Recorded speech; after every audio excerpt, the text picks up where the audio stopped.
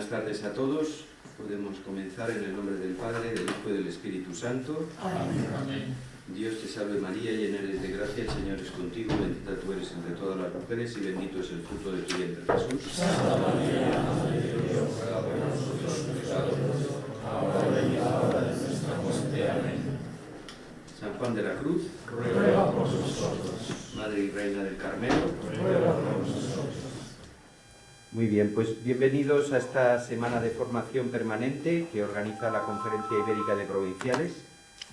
Es una iniciativa común de las 3 provincias de la península y bueno, pues no es que sea una novedad absoluta, porque se retoma un camino que ya se había recorrido en el pasado, ¿no? Con algunos encuentros que, por ejemplo, en las fechas de Navidad se hacían. También aquí, en este centro de Segovia, se ha hecho alguno. Bueno, es una iniciativa, pienso, muy acertada de los 3 superiores provinciales y muy de agradecer que podamos compartir en estos días no solo una serie de conocimientos a través de las conferencias que van a impartirse, sino que podamos tener también un momento de convivencia, de encuentro entre 3 provincias del Carmelo Descalzo, vecinas y que comparten tanto. Aquí están presentes de momento el padre John Corta, de la provincia de Navarra, y el padre Vasco, de la provincia de Portugal. El padre Francisco Sánchez Oreja tenía hoy consejo provincial, entonces llegará por la noche, pero también pues le agradecemos, como agradecemos al padre John y al padre Vasco, que hayan tenido esta idea tan buena y tan provechosa, ya solo por el hecho de poder estar juntos, creo yo. El padre Francisco, que es el presidente de la conferencia, pues me pidió que llevara yo un poco que presidiera un poco las mesas, que presentara a los ponentes. Pues nada, yo con mucho gusto lo hago. Como decía el padre Segundo Fernández, que en paz descanse, que muchos conocisteis, a mí me gusta mucho la mesa traviesa, pues nada, yo encantado de ir por aquí. Es algo que no puedo evitar, ya lo sabe mi maestro de novicios, que me conoce desde pequeñito. Bueno, ya hablando en serio, el hilo conductor de esta semana es precisamente el tema del jubileo. Un jubileo en el que hemos sido llamados por el Papa Francisco a ser peregrinos de esperanza. Creo que merece la pena también, no va a haber un tema concreto, específico dedicado a ella, pero creo que la bula de convocación del jubileo la hemos leído todos, si no, pues también es un momento bueno en estos días para darle un repaso.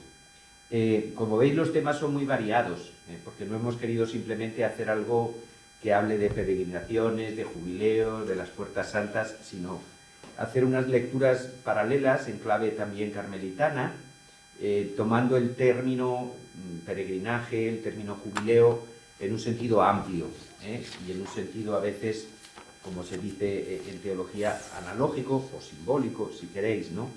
Entonces, aparte de esta introducción histórica al tema del jubileo, que nos habla el padre Fernández Frontela, Luis Javier, veremos también la santidad como peregrinación, la vida religiosa, vida en camino, a la luz del magisterio de la Iglesia.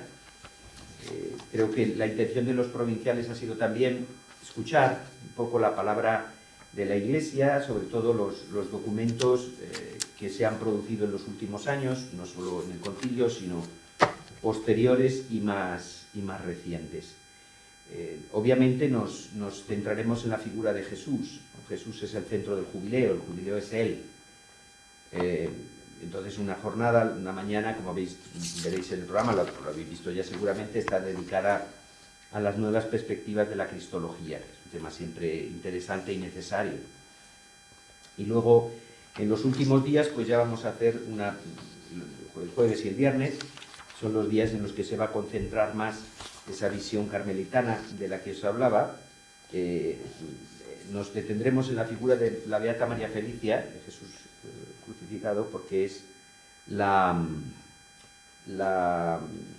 Chiquitunga, es el centenario de su nacimiento.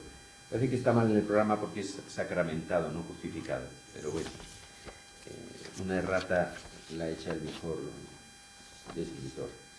De hecho, en la primera conferencia, el padre Jacopo, que vendrá de Roma, llegará el miércoles seguramente, me decía que el título más correcto sería una visión eucarística, una presencia eucarística, la de Chiquitunga, ¿no? Y luego el jueves por la tarde el padre Ezequiel nos presentará a Teresa Benedicta de la Cruz como testigo de fe, de esperanza y de amor en un mundo convulso como puede ser también el nuestro, ¿no? El último día nos detendremos en la inclinación misionera de la Santa y el padre Renato Pereira nos dará también orientaciones para la pastoral juvenil carmelitana a la luz de la exhortación que siguió al sínodo sobre los jóvenes. Bien, este es un poco el contenido.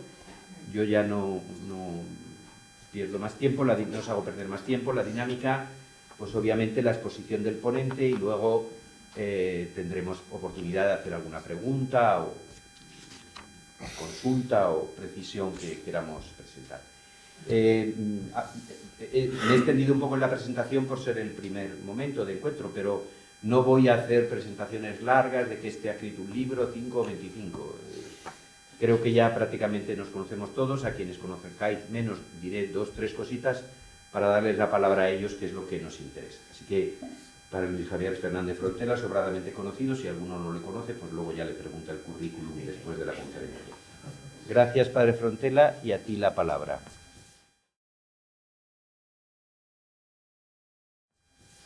Bien, vamos a hablar de los jubileos en historia, ¿no? Pero como el tema es tan amplio, son 9 siglos, y son tantos jubileos, no nos va a dar tiempo a hablar todos. Yo voy a hacer una introducción, hablaré de los jubileos medievales y miré después al jubileo del Papa Francisco, si es que da tiempo, porque es el que más conecta con la idea bíblica del jubileo, ya que los demás prácticamente no conectan con esa idea bíblica.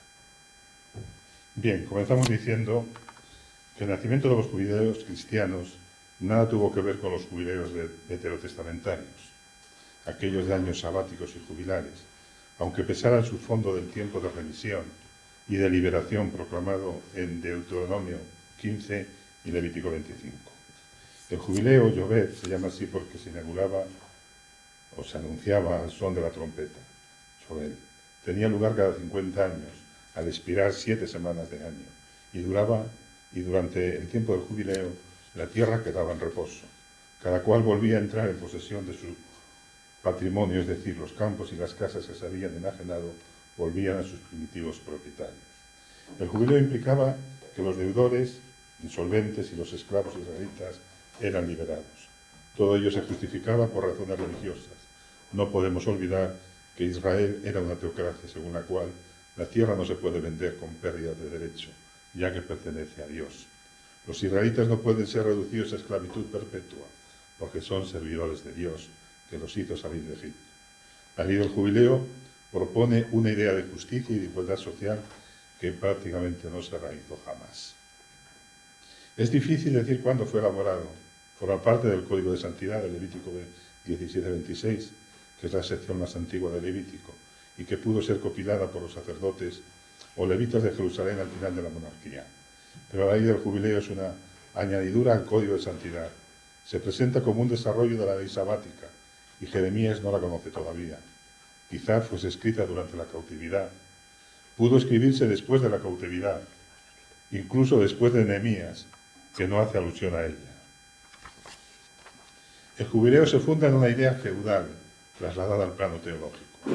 Yahvé es el único verdadero rey de Israel, el único dueño del suelo. La Tierra Santa es posesión de Yahvé. Tierra Santa es el país que había prometido a los padres y que efectivamente conquistó y dio a su pueblo. Este derecho de propiedad que Dios se reserva sobre toda la tierra será invocado para fundar la ley del jubileo. En Levítico 25, en virtud del derecho inminente de Dios, la ley de Israel limita los derechos de los usuarios humanos. El deber de dejar algo para que el pobre pueda respirar y buscar, algo que no es propio solo de Israel, está presente en toda la cultura mediterránea. Hasta esto lo puso ya de relieve el historiador francés Brodel en su libro El Mediterráneo en tiempo de Felipe II. el derecho de todo transeúnte de satisfacer el hambre al pasar por un campo, por una viña, el diezmo anual debido a Yahvé, el diezmo del tercer año destinado a los pobres, la barrechada del año sabático. Los cristianos harán una lectura espiritual de la idea del jubileo. Así nos encontramos que en el Nuevo Testamento Jesús es presentado como el que lleva a término el jubileo. En este sentido, el año jubilar es en primer lugar el año de Cristo. En el cristianismo el jubileo nace como una celebración religiosa cada 10, 15, 50, 75, 33 años, depende de los gustos del pontífice de cada época, que durante un año intentan promover la santidad y el retorno al camino correcto a través del arrepentimiento, el perdón de los pecados, la peregrinación y las obras de caridad y misericordia. Los años santos que responden a una necesidad hondamente sentida por el pueblo cristiano, y más en aquella Edad Media de perdón y renovación, la búsqueda angustiosa de purificación, la necesidad de sentirse salvados, la generosidad y la entrega de un pueblo peregrino. Ha fortalecido la presencia y la significación de Roma en la vida de la Iglesia, pero no tiene mucho sentido si no va acompañado de una atmósfera y una realidad penitencial. Han provocado los años santos un sentido de acogida y de ayuda que resaltaba una realidad de nuestra historia, hoy por desgracia perdida, dada la importancia que tiene en el cristianismo la ayuda al peregrino, al hermano que abandona la comunidad de origen y visita o se instala en otra. Como en toda realidad humana aparecen también motivaciones espurias y contaminantes que a veces han llevado a degradar la propia institución del jubileo. El ansia de ganar dinero a costa de los visitantes. Ahí está todo el tema del tráfico de las indulgencias.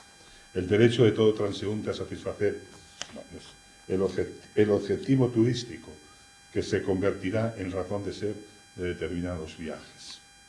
La falta de preparación religiosa y de conocimiento histórico que motiva el que a menudo se reduzca la peregrinación a un rito sin mucho sentido y sin nada de interiorización. Bien, a partir de esta introducción vamos a hablar de los jubileos medievales. Durante los 3 primeros siglos del cristianismo, el bautizado que había pecado gravemente debía someterse a una penitencia rigurosa y prolongada. Debía presentarse en la iglesia ante toda la comunidad cristiana como penitente. Debía también humillarse de diversas maneras, postrarse y besar la tierra, presentarse durante las asambleas de la comunidad para recibir la imposición de manos por parte del obispo, recomendarse a la comunidad cristiana con el fin de que pidiese al Señor el perdón de sus pecados. A estas humillaciones había que añadir prolongadas oraciones, compunciones, arrepentimientos, lágrimas, numerosas mortificaciones, frecuentes ayunos y limosna. El hombre debe renegar de sí mismo, transformarse por completo, debe renunciar al siglo y vivir como muertos a las cosas de este mundo, escribía ya San Ambrosio. En tiempo de la persecución surgió una costumbre que hacía resplandecer la creencia en el cuerpo místico, en el fruto de la oración y de la intercesión. Quien había sido débil durante la persecución y había ofrecido sacrificios a los dioses paganos, es decir, los lazos, podían pedir la intercesión de un confesor, es decir, de quien había sufrido persecución y tormento a causa de su fidelidad. Los méritos de un cristiano lavaban las faltas de otro cristiano, y así éste podía reiniciar su vida dentro de la comunidad. Más adelante, la huida al desierto, la vida eremítica, significó el intento drástico de abandonar la vida pasada y el inicio de una vida nueva. Siglos más tarde, las cruzadas, a tomar parte en el ejército que intentaba liberar Tierra Santa, la tierra del Señor, adquirió ese carácter penitencial y purificatorio, ya que se poseía el firme convencimiento de que quien tomaba la cruz, signo de la cruzada, seguía a Cristo y luchaba por Cristo, obteniendo así la plena remisión de los pecados. De hecho, el Papa invitaba a los fieles a participar en ellas y concedía indulgencias plenarias a cuantos se alistasen bajo el estandarte de la cruz. A finales del siglo XIII no era posible peregrinar ya a Tierra Santa. Esto hizo que la mirada de los fieles se orientase más insistentemente hacia Roma, hacia los sepulcros de los principales apóstoles, a la ciudad donde se conservaban tantas huellas de los mártires y del modo de vida de los primeros cristianos. Entre otros muchos elementos del jubileo, algunos permanecerán desde 1300 hasta nuestros días, hay que tener en cuenta estos. El concepto penitencial de la peregrinación, la ganancia de indulgencias, el atractivo de las reliquias. Hay que decir que se ganaban indulgencias porque es que la salvación entonces cotizaba en bolsa. Hoy no cotiza. Entonces nadie busca las indulgencias. El simbolismo de determinados gestos peculiares relacionados con la percepción del tiempo. A estos motivos característicos de la piedad popular había que añadir todo el subfondo de expresión del poder del Papa, su señorío, incluso sobre los tiempos, sobre los espacios, el centralismo de Roma, que vio la oportunidad que brindaba el cierre de las peregrinaciones a los santos lugares con la caída de San Juan de Acre a finales del siglo XIII para potenciar la peregrinación a la tumba apostólica de Pedro y Pablo. Y si así, se podía contrarrestar también la peregrinación a Santiago de Compostela. A finales del siglo XIII confluyeron tres circunstancias. El tradicional estado de temor e incertidumbre producido por el cambio de siglo, que incitaba a las gentes a buscar medios extraordinarios de purificación. La proliferación en Europa de movimientos penitenciales que necesitaban nuevas ocasiones de exigencia y de sacrificio. La búsqueda de indulgencias que solía conceder el Papa a quienes, arrepentidos de sus culpas, practicaban determinadas obras de devoción. La indulgencia más cabal y plenaria solía concederse a los que marchaban a la cruzada. Como no había ya cruzadas, porque los cruzados habían sido derrotados, a los que iban a visitar las tumbas de Pedro y Pablo en Roma. La asimilación de indulgencias con el tiempo especial de gracia, como el cumplimiento de un siglo, y la presión popular para lograr la concesión de la indulgencia plenísima, del perdón total, nos explica el clima adecuado para el primero de los jubileos romanos, el año 1300. Fue el Papa Bonifacio VIII, en el año 1300, quien declaró el primer jubileo, año de perdón de los pecados, por el cual se concedía la indulgencia plenaria a cuantos acudiesen a Roma para visitar las basílicas de Pedro y Pablo. La ocasión vino muy bien a Bonifacio VIII, necesitado de esgrimir sus armas de poder espiritual contra el poder temporal de los reyes, concretamente contra el de Francia. Bonifacio VIII estaba enfrentado al nieto de San Luis, rey de Francia, a Felipe el Hermoso, en esos problemas ya de la secularización del poder. Ahí está todo el problema de quién tiene el predominio. Ya no era el problema del emperador. El emperador alemán no tenía soberanía territorial y por tanto ya no contaba. Ahora eran ya los reyes nacionales. Bien, por tanto el poder temporal de los reyes estaba enfrentado a las familias romanas, estaban deseosas de poder y trataba también de contrarrestar la influencia de muchos espirituales que le sacaban hasta la muerte del efímero Celestino V, el papa ingenuo que había abdicado. Todo comenzó, más bien que Bonifacio VIII llevara a cabo el jubileo, más bien se dejó llevar para proclamar el jubileo. Todo comenzó cuando, de improviso, el 1 de enero de 1300, un predicador en San Pedro, en la octava de la Navidad, entonces todavía no se empleaba el término Año Nuevo, tuvo la ocurrencia de unir el año centésimo con la idea de jubileo. Aquella tarde la afluencia a la basílica fue desmedida y compuesta de gente que acudían anhelosas a ganar la indulgencia plenaria, que no se había concedido, pero que se había rumoreado. El anhelo se hizo clamoroso pocos días después. 17 de enero tuvo lugar la procesión de la Verónica. Los peregrinos que acudían a venerar lo que le atraía mucho más que la devoción a los apóstoles y que era el tesoro relicario de Roma, en este caso el lienzo de la Verónica. Bonifacio, para consolación de los peregrinos, ordenó que cada viernes o cada día de fiesta se mostrase en San Pedro el sudario de la Verónica. Durante aquella procesión en presencia del Papa, dice un cronista de la época, se levantó de nuevo un gran fervor popular para pedir una indulgencia plenaria. Estas manifestaciones llevan a un cronista contemporáneo a decir que desde los tiempos más antiguos no existió tanta devoción y fervor de fe en el pueblo cristiano. Por si fuera poco, las crónicas hablan de un viejo de 107 años que aseguraba haber oído a su padre que 100 años antes, en el 1200, se había concedido indulgencia plenaria a los romeros y le había pedido al hijo que la ganase también en 1300, y así se lo dijo al Papa. Si es Bonifacio VIII quien promulga el primer jubileo, es el pueblo el que lo demanda. Jubileo e indulgencia están inexorablemente unidos. El conseguir indulgencias y perdones era uno de los estímulos más acuciantes de la religiosidad popular, sobre todo a partir de finales del siglo XIV y XV y más tarde en el siglo XVI, aunque se alzarán voces críticas ya en el siglo XVI con el erasmismo y la reforma protestante contra las indulgencias. Pero el hombre medieval es un hombre temeroso, lleno de miedo, y necesita ganar indulgencias, perdones, para ir cuanto antes al cielo, a enfrentarse con ese Dios terrible, el Dios del dies irae, ¿no? Hay que ganarlas, ¿no? Y no importaba lo que costara la indulgencia. El hambre de indulgencia se hizo más acuciante cuando desde el siglo XIII se afianzó la convicción de que eran aplicables como sufragio por los difuntos. Había que sacarlas cuanto antes del purgatorio. Concesiones pontificias para los cruzados, contra los turcos o contra los moros, contribuyeron a universalizar la predicación de la cruzada. Eso sí, con tal de que parte de la recaudación se destinase a las necesidades del Papa. Ante estas manifestaciones populares en busca del perdón, Bonifacio VIII, acogiendo los deseos de las masas populares que deseaban la indulgencia plenaria, el 22 de febrero, fiesta de la Cátedra de San Pedro, anuncia por la bula Antiquorum Habet Fidem el jubileo de 1300, hasta finales de año.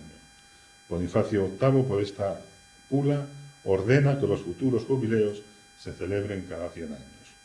Los fieles consiguen poder disfrutar de la indulgencia plenaria tras visitar las dos grandes basílicas, San Pedro y San Pablo, porque Pedro y Pablo son los dos apóstoles romanos por excelencia, en quienes también se basa la autoridad pontificia del papado mismo.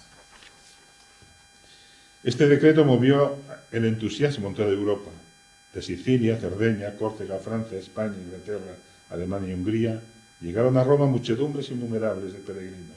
Estamos en la era de las peregrinaciones, y aunque se había cerrado el camino a Jerusalén, se mantenía viva la peregrinación a Roma y a Compostela, así como a otros centros regionales.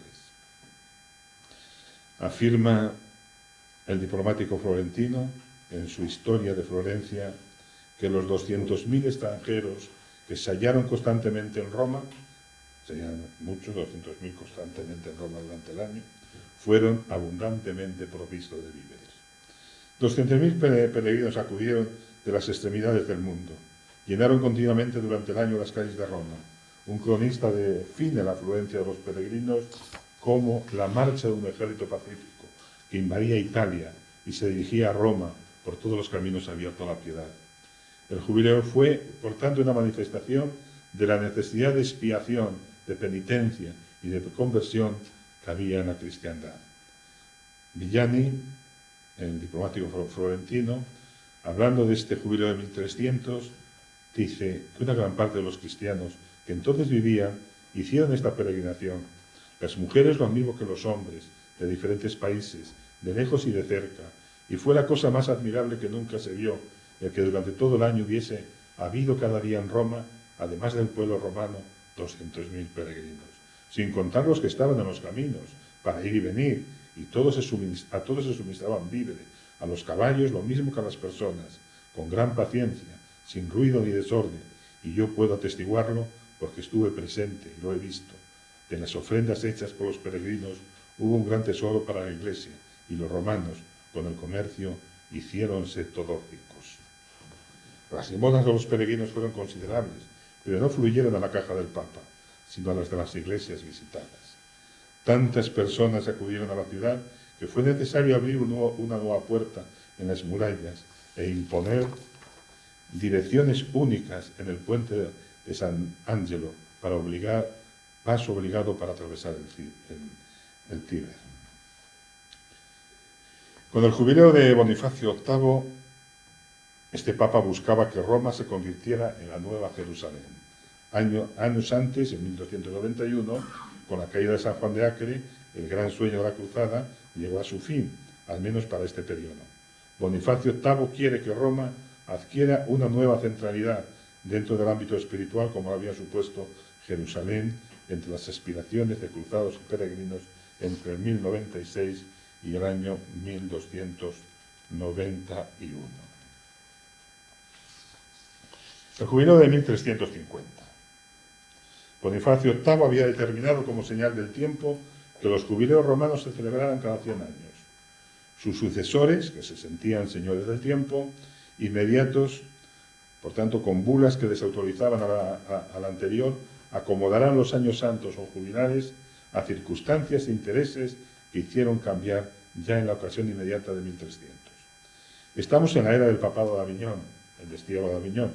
El papa que anunció el jubileo en 1350 fue Clemente VI, y lo hizo posible, además, en respuesta a una súplica de los romanos. En el año 1342, una delegación de romanos visitó a Clemente VI, que vivía en Aviñón, y le pidió que el jubileo se celebrase cada 50 años. Con probabilidad, además del estrictamente religioso, influyeron otros factores, como la esperanza de que con tal ocasión el pontífice volviese a Roma, y el convencimiento de que su celebración equilibraría las maltrechas economías de la ciudad. En 1343, Clemente VI proclamó por la bula Unigenitus Dei Filius el jubileo para el año 1350, reduciendo a 50 años el tiempo fijado para celebrar el jubileo. También pesó en este cambio razones de religiosidad popular. Petrarca será uno de los que exijan cambiar el tiempo de la celebración del jubileo. Lo justificaba en que la ansiedad por la indulgencia plenaria liberadora no se satisfacía con el periodo de 100 años, dada la condición de la vida breve y expuesta. Entonces se necesitaba una distancia más cercana para que todas las generaciones pudieran, de alguna manera, ganar la indulgencia plenaria. El pueblo romano pensaba en el retorno del Papa francesado en Aviñón desde 1305, mientras Roma iba muriendo físicamente por la dejadez. Pero el Papa, a pesar de los clamores de privilegiados como Petrarca, Catalina de Siena, el mismo republicano Cola di Rienzo, la peregrina Brígida de Suecia, no retornó a Roma. Clemente VI ganó el jubileo por medio de su legado.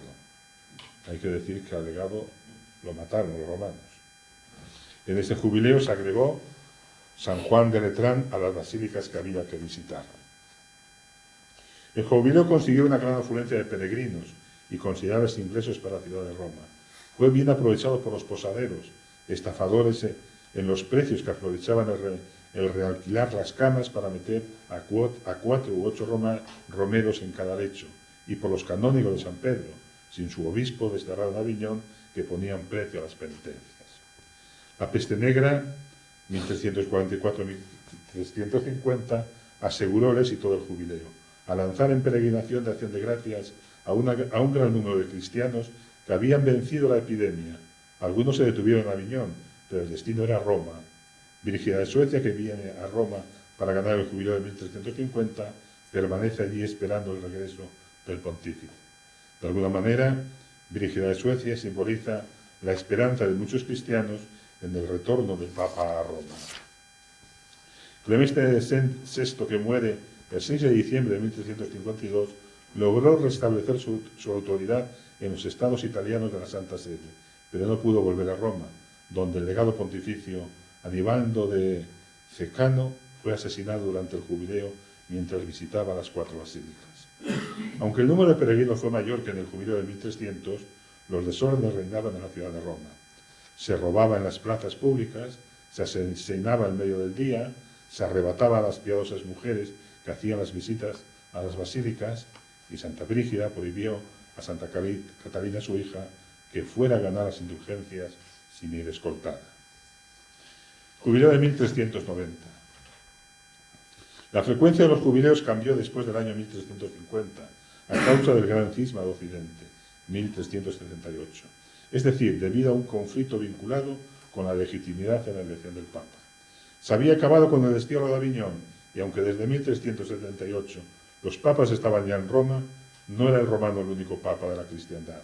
La Iglesia pasaba por uno de los peores momentos de su historia, sino por el peor, y por el más escandaloso, el del cisma, el de los 2 papas, uno en Roma y otro en Aviñón, y los romanos no estaban dispuestos a dejar pasar la ocasión, también exigida por el fervor popular y por aquello de la brevedad de la vida, para esgrimir el poder, el prestigio y la posibilidad de restar clientes al Papa de Aviñón, clientes entre los peregrinos que de otros reinos, como era Castilla y Aragón, seguían la autoridad de Aviñón frente a Roma. Urbano VI estableció que en recuerdo de la edad de Cristo, el jubileo se celebrase cada 33 años y puso como condición la visita de las 4 grandes basílicas romanas. En realidad, aparte de este jubileo extraordinario de 1390, solo 2 años santos han conmemorado los 33 años, o mejor dicho, el aniversario de la Redención, 1933 y 1983. Promulgó el jubileo para el año 1390 y Bonifacio IX lo celebró en 1390. En este jubileo se agregó Santa María la Mayor a las basílicas que los peregrinos debían visitar. Fue el jubileo menos concurrido. Las ofrendas se destinaron en buena parte a una función permanente ya, la de reparar las iglesias derruidas de Roma. El ganar el jubileo, quien no pudiera desplazarse a Roma o a las iglesias de la peregrinación por limosna, de las cuales parte tenía que enviarse a la curia, abrió las puertas a abusos que tardarían mucho en extirparse y a cierta sensación de tráfico simoniaco. El tercer jubileo en estas circunstancias anómalas, todavía de una iglesia cismática, con papas que se habían excomulgado el uno al otro, fue el de 1400. Ya no valía para Bonifacio IX los argumentos de la vida de Cristo, ni los efímeros de la existencia humana, sino los tiempos determinados antes, tanto el número centenario de años de Bonifacio VIII como el cincuentenario del aviñonés Clemente VI. El antipapa Bonifacio IX quiso que se celebrase el jubileo el año 1400, para respetar los periodos de 50 años establecidos en 1350. Bonifacio IX extendió la visita para obtener las indulgencias a las basílicas de San Lorenzo Extramuros, Santa María en Trastevere y Santa María Rotonda, que así se añadieron a las 4 basílicas mayores ya escogidas en los jubileos precedentes.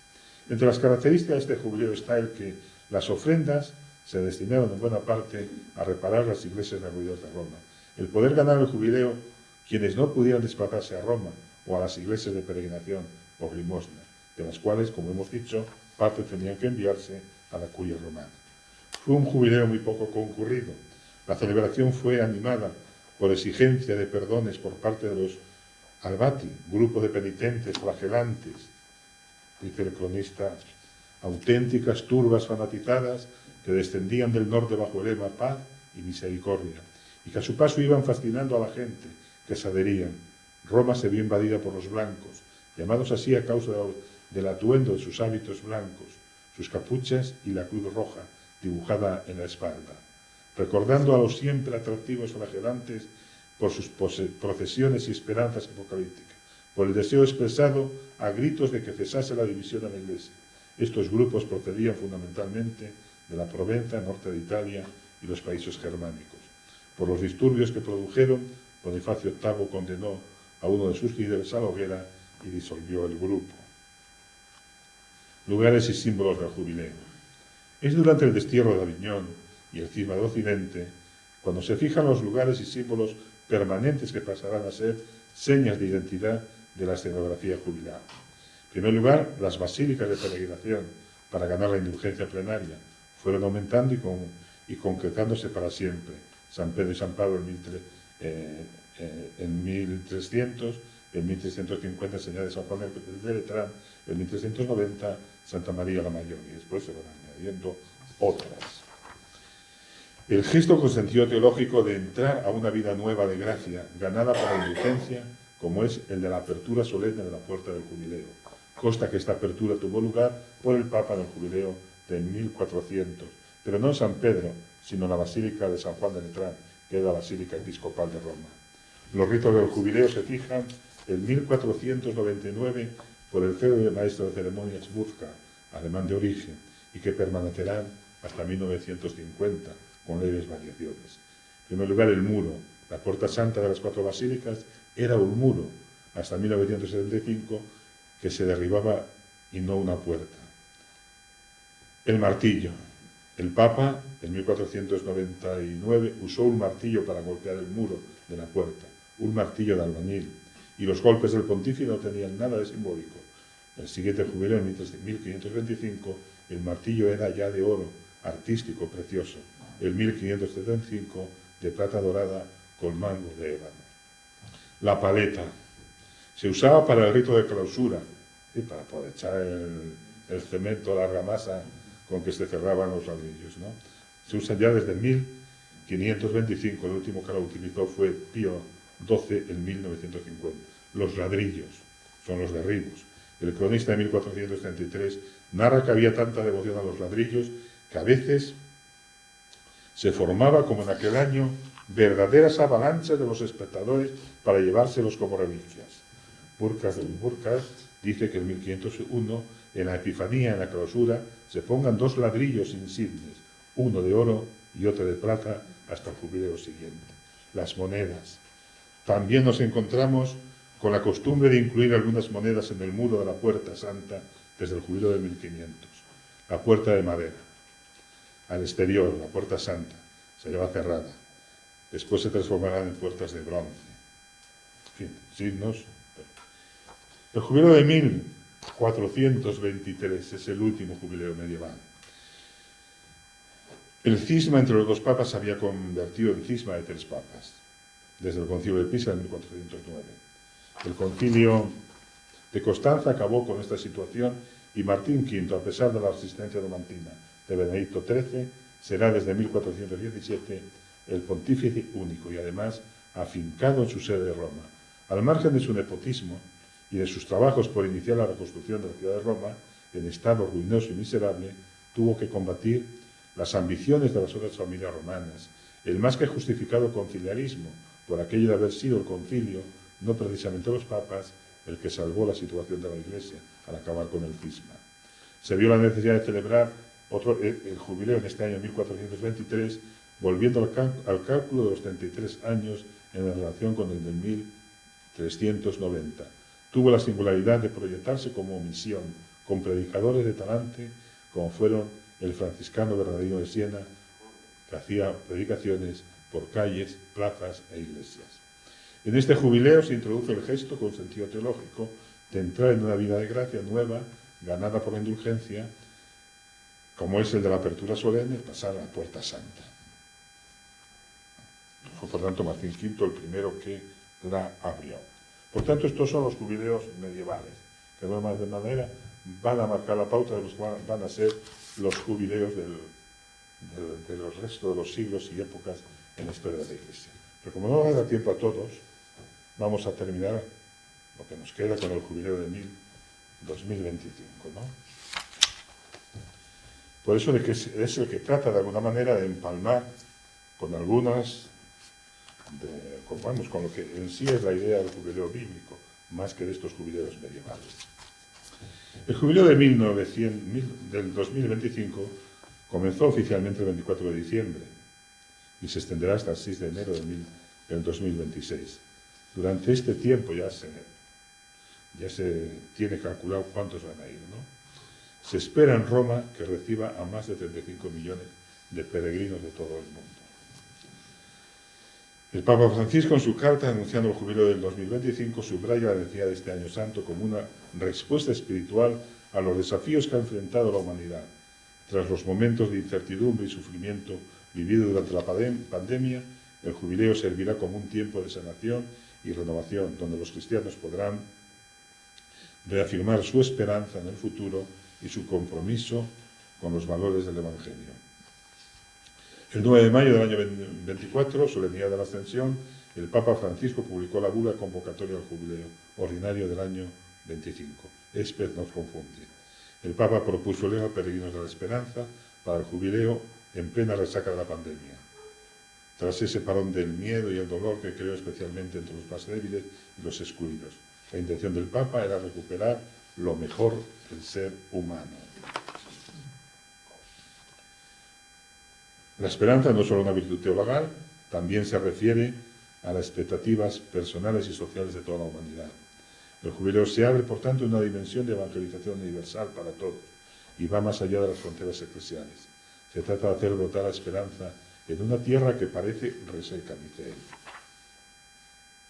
El jubileo puede ayudar mucho a restablecer este clima de esperanza y confianza. Será posible si somos capaces de recuperar el sentido de la fraternidad universal, si no cerramos los ojos ante la tragedia de la pobreza galopante que impide a millones vivir de manera humanamente digna. A la conversión debe unirse aspectos fundamentales de la vida social para formar un conjunto coherente, sintiéndonos todos peregrinos. No descuidemos a lo largo del camino, dice él, la contemplación de la belleza de la creación, el cuidado de nuestra casa común. El Papa Francisco, tal como es su costumbre, no solo se dirige a los católicos, sino a todos los hombres que buscan sentido a la vida en un mundo que se percibe sin rumbo. La conclusión del documento es una invitación a hacer brotar semillas de esperanza en el corazón y para las personas cristianas a escuchar la palabra de Dios. El año jubilar tiene algunas características especiales, aun estando en continuidad con los jubileos anteriores. Recuerda el Papa que esta vez cae también en el 1700 aniversario de la celebración del primer concilio ecuménico de Nicea, un hito en la historia de la Iglesia, que tuvo la tarea de preservar la unidad seriamente amenazada por la negación de la plena divinidad de Jesucristo y de su misma naturaleza con el Padre. También el Año Santo coincide con el aniversario 9 de abril del 2024 de los 16 siglos de la Basílica de San Juan de Letrán, cátedra del Obispo de Roma, y apunta al mismo tiempo hacia el 2033, cuando se celebrarán los 2000 años de la Redención. Una novedad de la bula consiste en presentar junto el anuncio de la esperanza y los signos que hacen concreta y tangible esa esperanza, con una referencia a Gaudium et Spes. Es un deber permanente de la Iglesia escrutar a fondo los signos de la época e interpretarlos a la luz del Evangelio.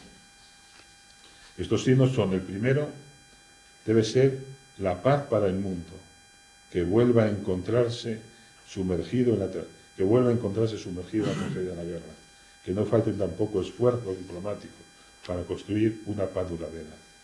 El segundo signo, palpable, de esperanza es una visión de la vida llena de entusiasmo para compartirla con los demás.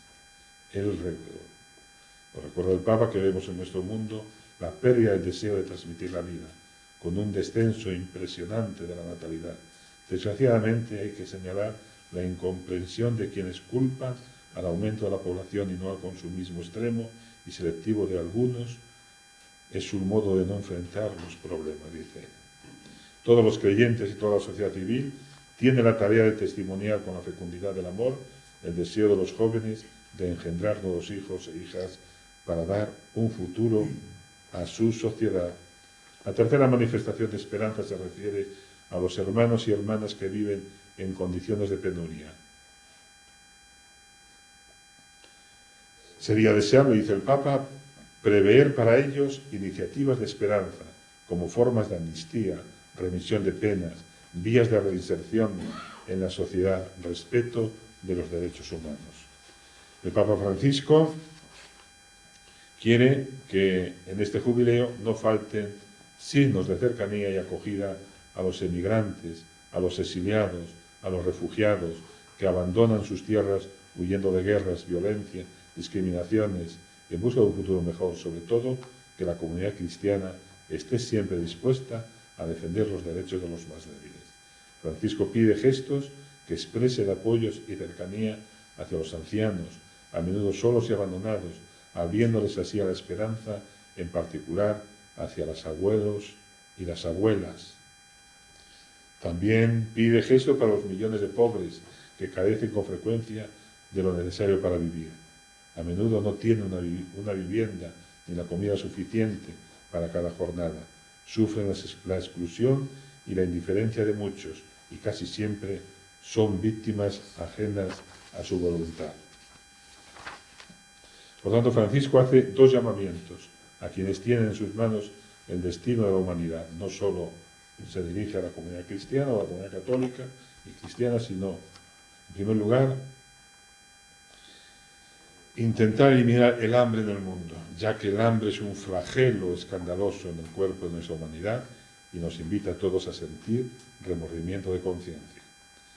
Y el segundo llamamiento es a las naciones ricas y se refiere a la deuda internacional. Los países ricos se comprometen a condonar la deuda de los países que nunca podrán saldarla. Por tanto, estas son algunas de las iniciativas, algunos de los deseos que están en la mente del Papa para este jubileo del 2025, que como podéis ver, tiene muy poco que ver con los deseos de lo que eran los jubileos medievales, o fueron también los jubileos del Renacimiento, o los jubileos de la Contrarreforma, e incluso los jubileos de la época moderna, sobre todo los del siglo XIX, que se convocaron pero no se celebraron.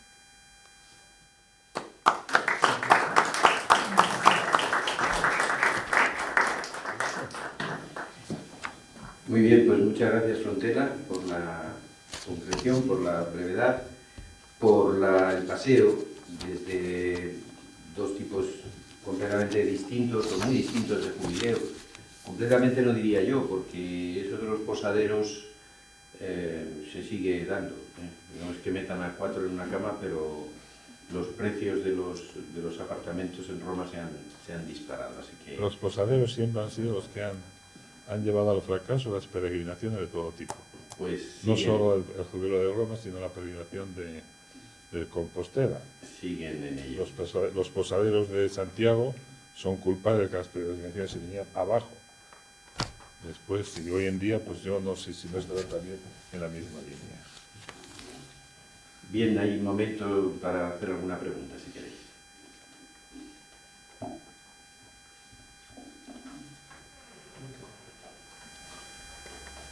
Una muy sencilla, que no está previsto hacer alguna publicación de estas conferencias conforme van a ir saliendo, aparte de la audición. La publicación en vídeo. Porque luego la experiencia es que resulta muy complicado reunir todos los... Pero bueno, yo eso... Nuestras cabezas, si tienen la intención, pues se podrá hacer algo, sí. Ya se planteó el año pasado, pero es que vemos que hay problema para luego que todos den los trabajos y todo esto. Pero bueno, pues el vídeo lo tendremos, por lo menos.